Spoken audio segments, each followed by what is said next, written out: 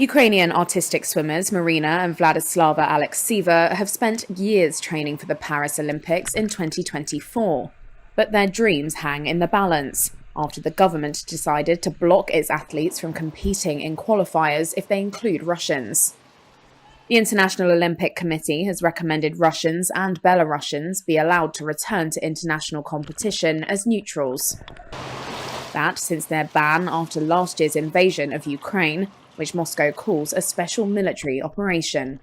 Here's Vladyslava. If the IOC allows Russia to take part in the Olympic Games, then these games are not about peace anymore. And what would be the message behind it, even under a neutral flag?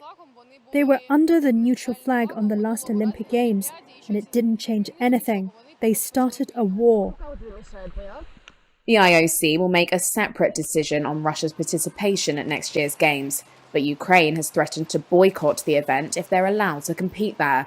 The 21-year-old twins were among thousands who fled the eastern city of Kharkiv last year after Russia launched its invasion of Ukraine.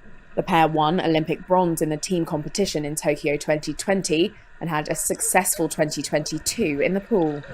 Russian athletes were allowed to compete as neutrals in Tokyo after a doping scandal involving revelations of a state-backed system across many sports. Despite the possibility of missing out on Paris, the twins have stuck to their rigorous training in Kyiv, but their approach has had to change since the war began.